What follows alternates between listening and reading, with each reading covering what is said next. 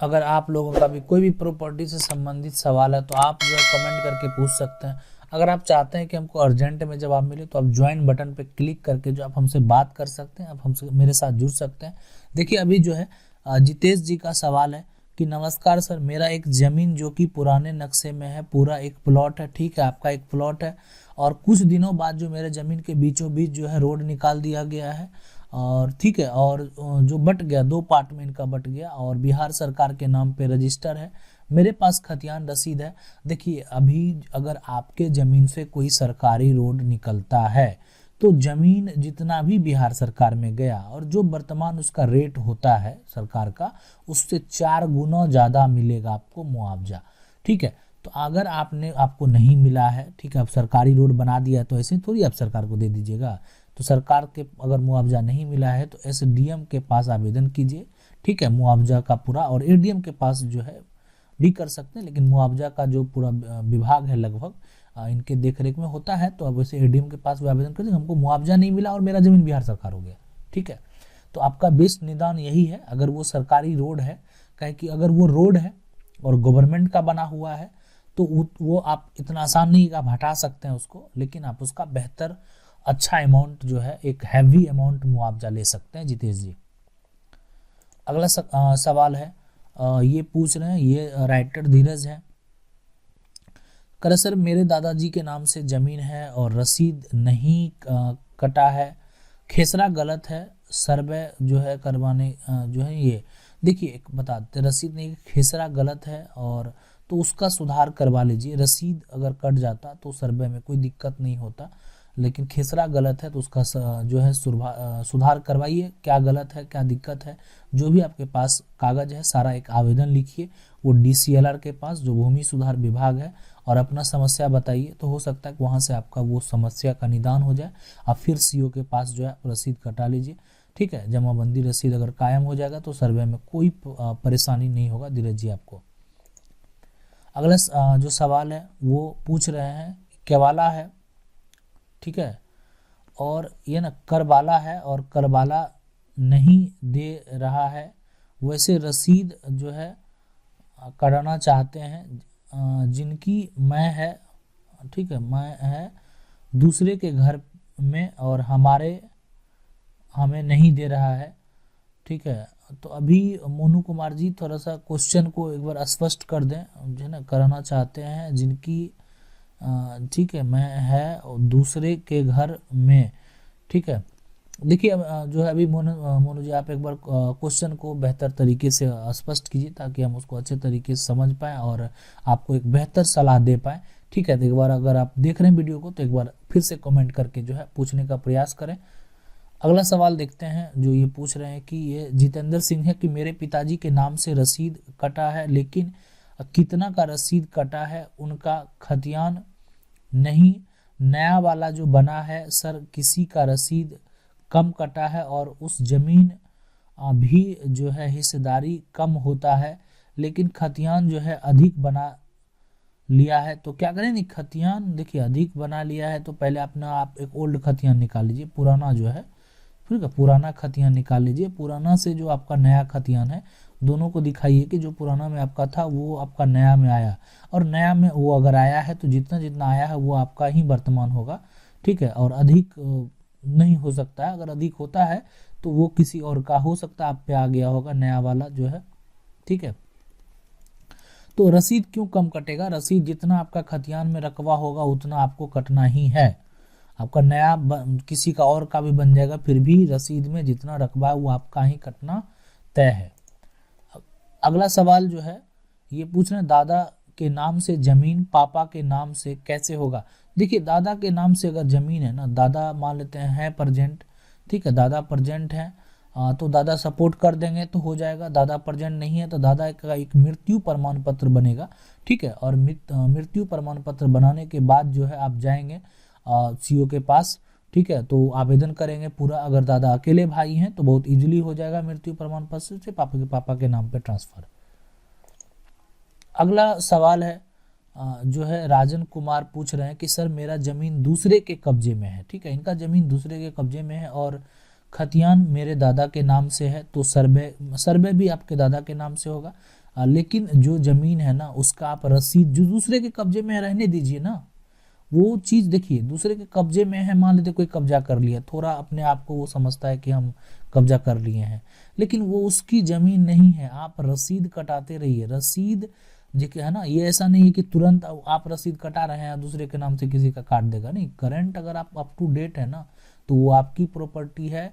कोई अगर कब्जा करता है तो आप आवेदन कीजिए, सीओ को कीजिए, थाना प्रभारी को कीजिए कि मेरा जमीन है। लेकिन आपने रसीद अगर कटाना छोड़ दिया कि दूसरे के कब्जे में है तो आप सरकार के पास अपना प्रमाण खोते जा रहे हैं। इस बात को समझिए राजन कुमार जी, और ये जरूर करवाइए।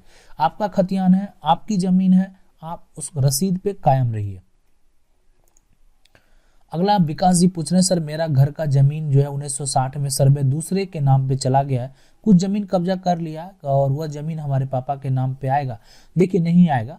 अगर आपने कब्जा कर लिया ना, आपके नाम सर्वे में दूसरे के व्यक्ति के नाम से चला गया और आपने कब्जा कर लिया, ठीक है, कब्जा कर लिया, कब्जा करने से जमीन हो जाएगा क्या? नहीं, बिल्कुल नहीं।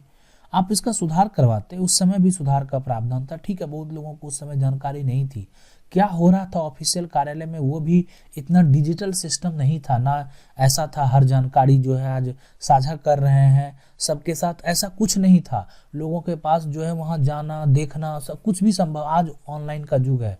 इस बार उतना दिक्कत जो है का सामना नहीं करना पड़ेगा और हर चीज़ जो है आपको एक वीडियो के माध्यम से अपडेट मिलता रहेगा। तो जो है विकास है, विकास कुमार जी, कोई दिक्कत नहीं। लेकिन आपको वर्तमान में क्या करना है, जो आपका सर्वे था ना तो उसमें तुरंत टीएस मार ही दीजिए, ठीक है, टाइटल शूट कर दीजिए ताकि आपका सुधार हो पाए। देखिए कोई दिक्कत नहीं है, उस पर नोटिस जाएगा, उसके पास वो जमीन उसका नहीं है, उसका वो जवाब देने नहीं जाएगा, नहीं जाएगा तो केस की डिग्री आपके नाम से, सर्वे तुरंत जो है आपके नाम से, ठीक है। लेकिन अभी देखिए वर्तमान में क्या होगा कि अगर आपने सिर्फ जमीन कब्जा कर लिया और साथ साथ में अगर नया वाला जो भी है ना सर्वे दूसरे के नाम से और आप ही रसीद कटा रहे होंगे, अगर आप ही के नाम से रसीद कट रहा होगा ना तब आपके नाम से सर्वे में आ जाएगा। अगला सवाल है कि सर मेरे दादाजी के नाम से जो है 29 बीघा का खतियान है, रसीद 1955 से नहीं कट रहा है, उसमें 12 बीघा मेरे कब्जे में है, ठीक है, क्या रसीद कट जाएगा? क्यों नहीं कटेगा, रसीद क्यों नहीं कट रहा है? सबसे बड़ा चीज़ ये है 29 बीघा जमीन है ना, तो सबसे पहला काम जो है ना 1955 से नहीं कट रहा है, तो आप ऐसा कीजिए जो आपका खतियान है ना, जो खतियान होगा उसमें डायरेक्ट जाके पहले दादाजी के नाम से, जिनके नाम से खतियान है उसी के नाम से रसीद कटवाइए, पहला काम, ठीक है। आप अपने नाम से कटवाने जाते होंगे, हो सकता नहीं कटता होगा, ठीक है। तो ये प्रदीप यादव जी, तो दादाजी के नाम से जाके, दादाजी हैं नहीं है कोई मतलब नहीं है, उन जिनके नाम से खतियान है उसके नाम से पहले रसीद कायम करवा दीजिए। पूरा सबका रसीद कट गया तब फिर जो है आप एक अपना आपस में जो भी बंटवारा है तो बंटवारा या जैसे भी है फिर आपस में आप अलग अलग करवा लीजिए, तो बेस्ट तरीका है। तो रसीद कब्जे में सारा जो है, सारा का अगर रसीद कटवा लीजिए तो समझ लीजिए कागज से आपका 29 बीघा भी कब्जे में है। आपने रसीद कटना छोड़ दिया तो समझ लीजिए कि आप धीरे धीरे अपना जो है पावर खोते जा रहे हैं।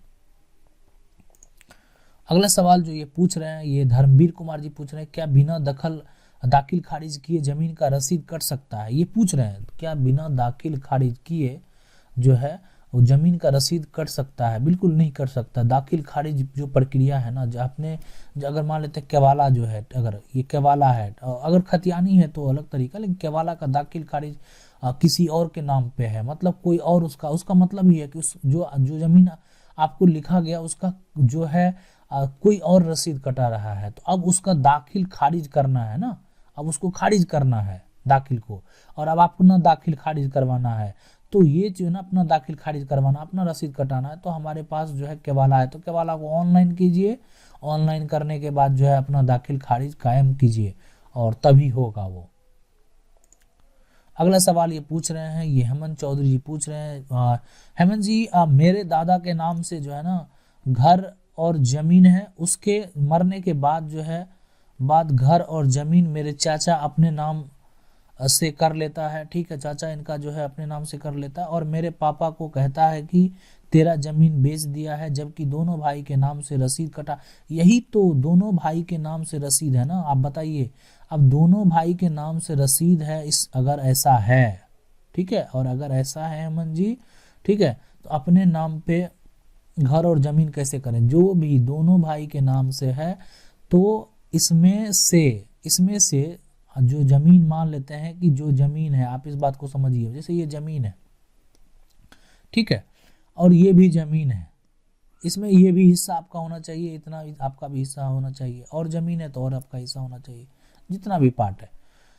अब जो है ना कि अगर ये ज़मीन जो है बेचा कौन, सबसे पहले ये देखना है कि ये जो है ना कि दादा के नाम से है, और जो है उनके मरने के बाद है ना, घर और ज़मीन मेरे चाचा अपने नाम से कर लेता है, तो चाचा मरने के बाद चाचा सब नहीं कर सकता है। अगर कर लिया तो DCLR के पास से बंटवारा केस कीजिए, आसानी से ले सकते हैं, हिस्सा आपका कहीं नहीं जाएगा, आप उसके अंश हैं। साथ में एक वंशावली भी तैयार कर लीजिए, ठीक है, और वेस्ट तरीका है, और सबको साथ में लगाइए, और आसानी से आपको होगा वो प्रॉपर्टी जो है। अगर आप उस वंश से रिलेटेड हैं तो ज़मीन एक ऐसा चीज़ है जो कोई बेईमानी नहीं कर सकता है, ले सकता है, जोत सकता है, कागज बना सकता है, लेकिन वो कानूनन जो है ना, न्यायालय में वो आपका हक बनेगा। जहाँ न्याय होता है ना, वहाँ आपको वो उसका हक जरूर मिलेगा। अगर आप लोगों का भी कोई भी ज़मीन संबंधित सवाल है, आप कमेंट करके पूछ सकते हैं, वीडियो के माध्यम से जो है जवाब देने का प्रयास करेंगे। अगर आपको वीडियो अच्छा लगा तो लाइक जरूर कर दीजिएगा, और चैनल को पहली बार देख रहे हैं चैनल को सब्सक्राइब करके जो बेल आइकन है उसको जरूर दबा लीजिए। मिलते हैं अगली वीडियो में, तब तक के लिए जय हिंद।